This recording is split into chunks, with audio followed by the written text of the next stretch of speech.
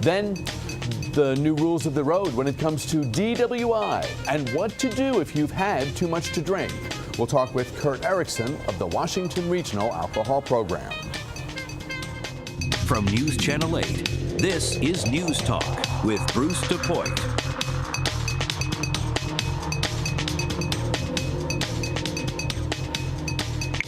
Hello and welcome. It is terrific to have you with us today.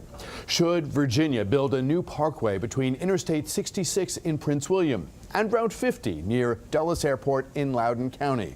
That's the question that elected officials, landowners, and many others are now debating. There are strong opinions on both sides, and today we're going to hear from both a supporter of the proposed Bi-County Parkway and an opponent.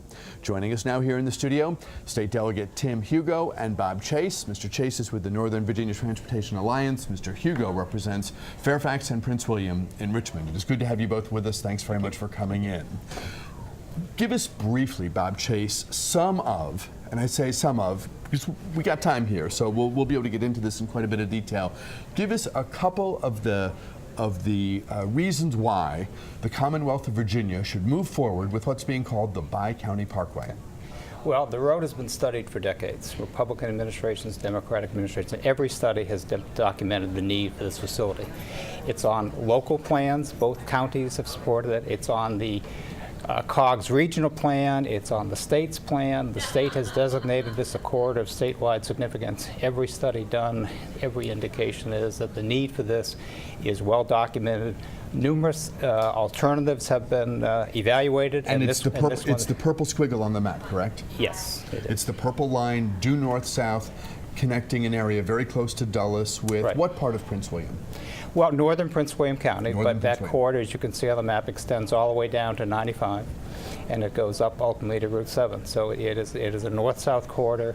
Again, studies for decades have documented the need to improve north-south connectivity. Who would it help? Well, it helps lots of people. It helps people in Prince William County. Very important. Not only for the people who live there, but for the future. This is an important job generator. It's an important connector. You look at the Fairfax County Parkway. Before the Fairfax County Parkway was open, Fairfax County was basically a bedroom community. Today, most people who live in Fairfax work in Fairfax, and having that north-south connectivity linking Springfield and Reston and Herndon is critically important. And Prince William County aspires to have the same type of development. You've got George Mason University out there. Key connector in terms of attracting jobs, bringing them closer to Dulles Airport. Tim Hugo, if this thing has been studied to death, if it's been planned forever, and now we have money because the General Assembly has finally moved in the area of transportation funding, why not go ahead and build a road? We know how bad traffic is in Northern Virginia. A couple things. One, thanks for doing this. It's a misallocation of resources. One, right now, you look at the problems. A lot of the problems are east-west, not north-south. Nobody really thought this road would be built. They have talked about it, but you're right, it has popped up on the radar screen within the last few months. What we're looking at here, and Bob talked about the Fairfax County Parkway. Understand, when they open the Fairfax County Parkway, what they forget to tell you here is what they're proposing to do is also close two roads. They want to close 234 and close traffic calm 29. Now, when they talk about traffic calming 29, when we had the Deputy Secretary of Transportation appear in front of 400 people, we said, what happens when you do that to 29? Well, they put all that, he said, that traffic drops to 66. Now, I want all your listeners, whether in Warrenton, Fauquier, Prince William, Fairfax, Arlington, when you add tens of thousands of new cars to 66, think what your commute's going to be like. We think there's other projects out there. I'm not anti-road. I've helped in my day job build roads for my life. And I think there's projects at 28 and 66 that we can work on that can work traffic. And also, too, I'd ask you, this is a road for a few special interests. It's going to destroy the rural crescent of Prince William County, something that's been preserved for years. And also, too, it's a misallocation that, and this reasoning for this changes every time. First, it was going to be a cargo road.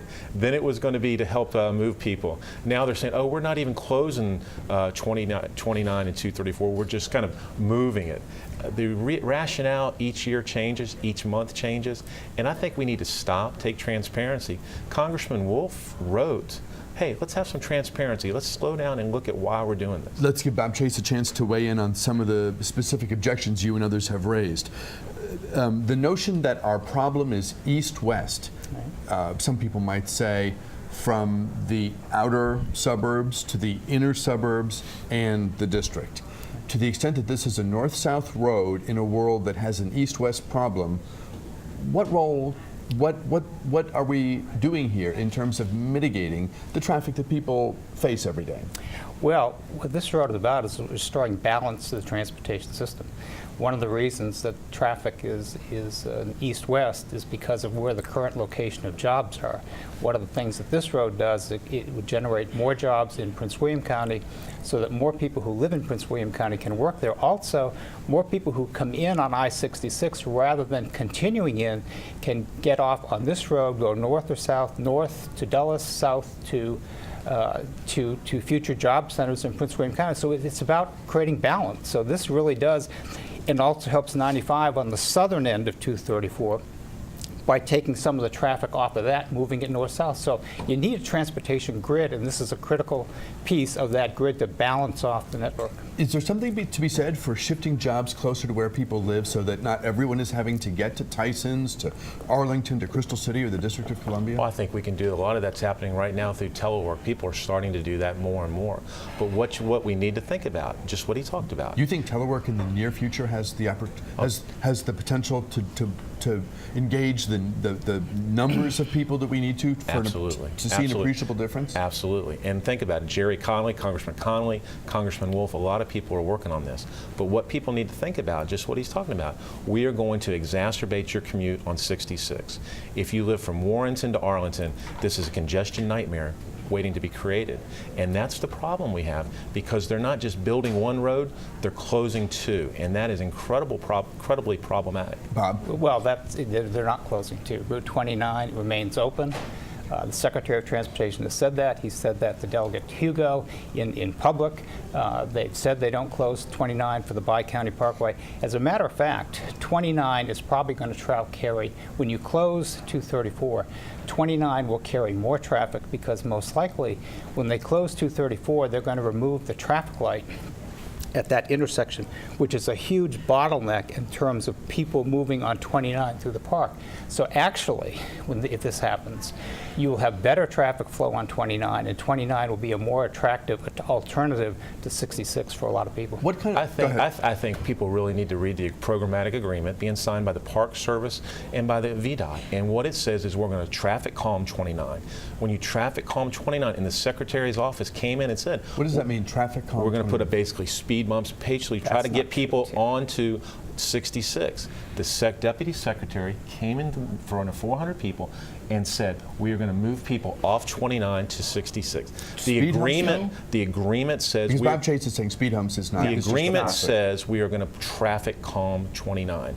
And they've talked about on 234, the Park Service said we're going to put gates. Understand, Manassas Battlefield, I respect them. They don't want anybody traveling through that intersection. The head of the Park Service, the head of the park, will say that to you. He's come and said, we want to get the traffic out of the battlefield. I understand that. I love the Manassas Battlefield. I represent that area, but that is creating traffic and gridlock that's going to radiate out, and it's a problem. And here's the thing I really have a problem. We talked about transparency. What we've seen in the last month is people attacking folks. If you look, Scott York and Bob here, who's my friend and I like, came and threatened people on their other real projects if you don't vote for this. They went to the Leesburg Town Council, so in the Washington Post and the Loudoun Times said, you know what, you better not bite the hand that feeds you, because you may have legitimate projects, but if you don't vote for our pet project, we're going to penalize you. And I think that's not the way you should do things in Virginia. Bob, you've always seemed like such a mild-mannered guy. Are you playing hardball on the Bi-County Parkway? As a matter of fact, I was not at that meeting. What was read into the record was an email that I had sent to Delegate Minshew, and all I said was the Leesburg has a significant list of transportation projects, and it would seem to be common sense that if you want the state to put money into something, opposing a project that the state has designated as high significance might not be the best way to encourage the state to put more money into But at the end of the day, but that's not a threat. That's just kind of common sense. But at the end of the day, every dollar is precious, and each project should move forward on its individual merits, no? Absolutely. Well, I guess not. Bob just basically threatened them again. Scott York did it. And I'll tell you what, Scott York's on NVTA. He's the chairman of Prince William County. I think he should resign from NVTA because you don't treat people like that. That really is political intimidation. That's kind of schoolyard bullying, and I don't think that's proper. It's called good advice. No, it's threatening people. He said it's good advice. I say it's threatening people, and you don't treat people like that. Did you get a chance to rebut the notion that two roads are going to be closed as part of the give and take? Well, that's absolutely not true. The Route 234 will be closed when the bi-county north-south is closed. Route 29 is only closed if something called the Manassas Battlefield Bypass is built sometime in the future. There's no money for that. It's not anyone's priority.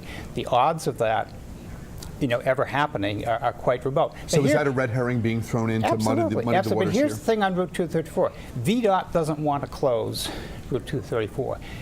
The federal government is holding a club over the state of Virginia saying if we're going to sign the record of decision on the environmental impact study, you have to close 234. So the state could either just leave it the way it is and not do anything, or agree to that. Now, if Delegate Hugo and Congressman Wolf and Senator Kane and Warner would go to the Department of Interior, convince them to leave that open, Governor McDonald would probably give them a medal. Talking with Bob Chase and Delegate Tim Hugo, a break and back with much more News Talk here on News Channel 8 right after this.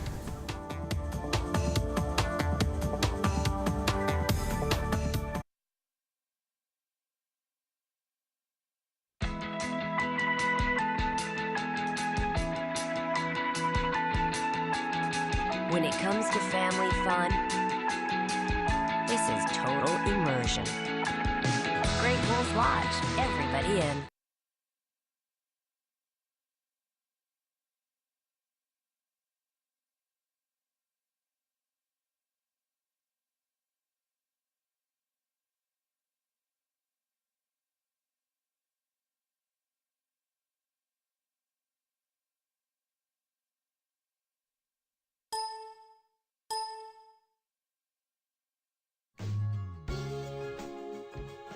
Where do I start?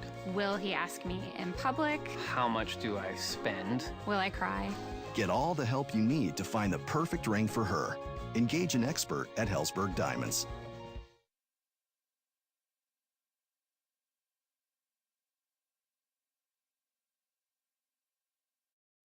And with Kurt Erickson of the Washington Regional Alcohol Program. So do keep it here, and it's good to have you with us today. Right now, though, let's get back to our conversation, our debate. Should Virginia build the proposed bi-county parkway? Delegate Tim Hugo says no. Bob Chase of the Northern Virginia Transportation Alliance says yes. Bob Chase, Delegate Hugo said a moment ago there are other projects. I mean, this is an important moment because the spigot is finally open. Virginia has decided to invest in transportation. So there's money now and in the foreseeable future. So yes, we have significant problems on the roads, but there's theoretically relief on the way if we spend that money wisely.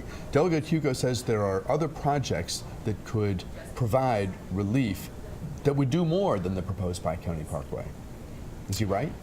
Well, there are lots of projects, but the Bi-County Parkway is a strategic investment in Northern Virginia's future, just like the Fairfax County Parkway, Route 28, and other things. So it's not a question of one versus the other. Now, it's also true that there's $1.2 billion being put into east-west transportation improvements, so that's not being ignored. But let's also be realistic that, this new money that we have is making this possible. And, I mean, Delegate Hugo didn't vote for this money. And, the key thing about this bill, the governor said, the speaker said, this is the final chance. That if something didn't happen this year, it could easily be 4, 5, or 6 years before something passed. It wasn't a perfect bill, but it's going to produce $1.9 billion for Northern Virginia in the next 6 years, giving us the ability to do a lot of things that we would not have had otherwise. Given the significant transportation challenges people face, and given the bipartisan alignment that we saw in Richmond this year behind a bill to produce transportation revenue, road and transit funding, why did you vote no in the wake of all the headaches that your constituents face? And it was the biggest tax increase in Virginia history. Look, I respect people on both sides, but this project we're talking about is not about that. Because you have to understand, there are people that voted for the tax increase for transportation who have concerns about this project. I got an email from Delegate Randy Minshew this morning on the way here. The chairman of the Finance Committee, Democratic chairman of the Finance Committee, Senator Colgan, has concerns about this road. Republicans and Democrats, people who voted for the transportation bill and against, have concerns about Bob's Road here. And what we're saying, and what the problem is, he talked about 234 closes. He's right, it does close, and Sudley Church, historic Sudley churches, they'll probably have to close their doors.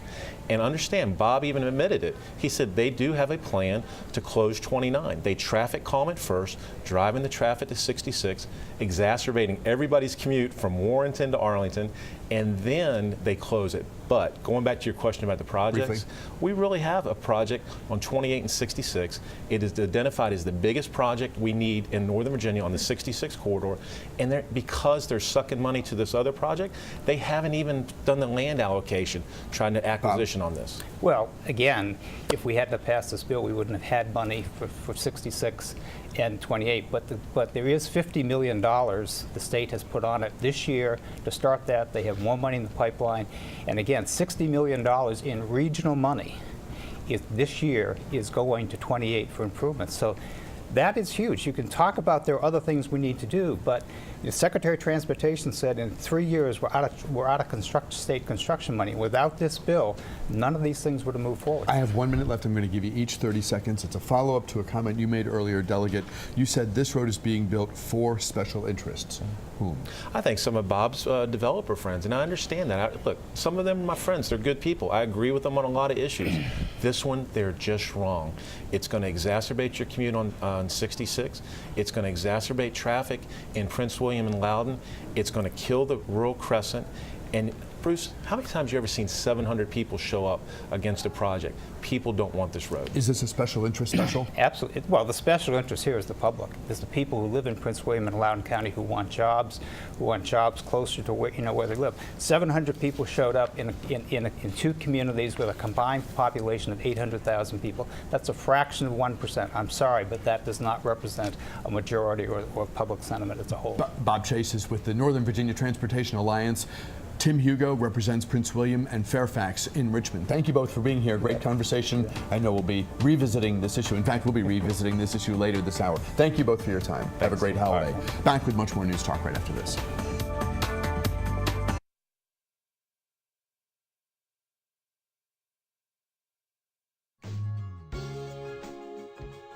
Where do I start? Will he ask me in public? How much do I spend? Will I cry? Get all the help you need to find the perfect ring for her. Engage an expert at Helzberg Diamonds.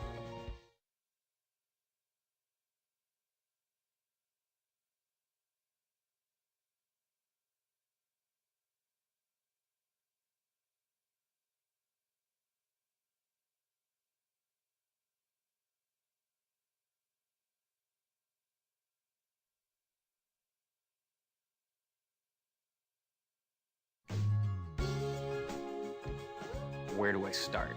Will he ask me in public? How much Rules of the road when it comes to driving while impaired here in the Washington area. Those rules kicking in this week. Joining us now with details, Kurt Erickson, Executive Director of the Washington Regional Alcohol Program. It is good to see you again. Happy 4th of July. Happy 4th of July weekend to you. Great to be talking public safety with you. This is a big week locally in terms of the rules that govern all of our behavior when we're out socializing with friends, having a meal with family, what have you, and then getting back in the car and heading to our next destination or home. Absolutely. It's one of the reasons that we're doing our free cab ride service, Sober Ride, something that we've done now for 20 years in the greater Washington area, of which nearly 58,000 people have taken advantage of rather than driving home possibly impaired. We're offering it again on Independence Day, so 10 p.m. on Thursday, July 4th, till 4 a.m. the following day, 6 consecutive hours. And of your viewers that are celebrating celebrating their independence with alcohol can afford themselves with a safe and sober way home. 800-200-TAXI. Very good. It should be an ingrained part Yep. of our knowledge, our Yep. DNA here in the local area. 800-200-TAXI. Taxi. But let's talk about what makes this a big week from the perspective of people who've run afoul of the law and endangered the lives of others, not once, not even twice necessarily, but multiple times. Yeah, what you're referring to are the repeat drunk drivers, specifically in Virginia, where Virginia lawmakers this spring unanimously in both the House and the Senate passed legislation that was signed into law by the governor, went into effect this past Monday, that's targeting certain repeat drunk drivers. Repeat drunk drivers are overrepresented in fatal car crashes where alcohol was a factor. They really have an undue carnage. They're causing an undue carnage that's out there. And what Virginia lawmakers have done is to really target them with some increased penalties, specifically a year in jail, mandatory year in jail. It's not up to a year, plus a minimum $1,000 fine if you're convicted now of a DUI in Virginia and you've been previously convicted of a DUI where either 3 DUIs in a row, in other words, a felony DUI, or if you've had a DUI where that's resulted in a serious injury or death, or even boating under the influence, what's called BUI. If you've had a BUI maiming charge in Virginia or a BUI involuntary manslaughter charge in Virginia, you get another DUI, that's no longer going to be treated as your second DUI. That's going to be